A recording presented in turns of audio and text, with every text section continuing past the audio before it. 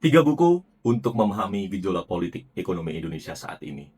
Lo tau kan beberapa minggu atau hari ini tuh gejolak politik dan perekonomian Indonesia tuh lagi labil-labilnya. Banyak demo, banyak protes dan kawan-kawan gitu.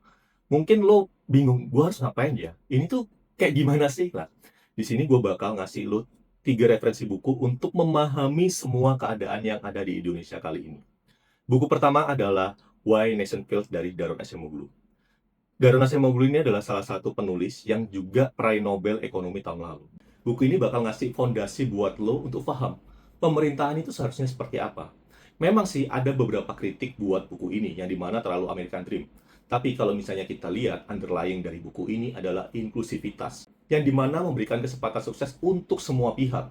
Dan kalau kita lihat di mana pemerintahan Cina sekarang ini kalau membuat kebijakan dan keputusan itu berdasarkan inklusivitas dan meritokrasi. Jadi gua rasa buku ini tuh adalah start yang bagus buat lo untuk paham bahwa pemerintahan itu seperti apa.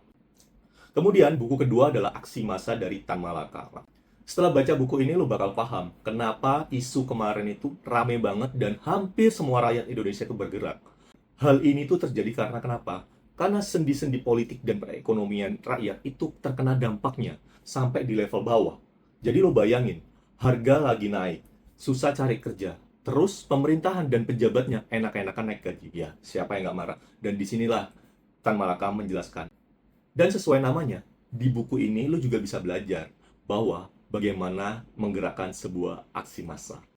Buku ketiga adalah The Changing World Order dari Ray Dalio. Jadi di buku ini lu bakal tahu bahwa circle pemerintahan di dunia ini itu selama berabad-abad ratusan tahun itu sama gitu. New World Order, entah itu negara baru atau ada sesuatu yang baru, maka dari The New World Order ini, maka akan ada banyak orang kaya di negara itu. Dari banyaknya orang kaya dari negara itu dan banyaknya orang yang sejahtera di negara itu, lambat laun maka menimbulkan inequality. Nah, masalahnya di sini, alih-alih negara itu berbenah, yang terjadi adalah pengusaha dan juga pejabat pemerintahan terjadi kolusi. Lumayan relate. Nah, setelah terjadinya kolusi antara pemerintah dan pengusaha, selanjutnya yang terjadi adalah krisis, entah itu krisis ekonomi atau krisis politik di negara itu. Setelah itu terjadi, yang terjadi adalah revolusi atau reset dari pemerintahan itu. Akhirnya pemerintahan itu runtuh dan timbullah the new world order lagi. Dan ya udah, berulang lagi tuh circle-nya.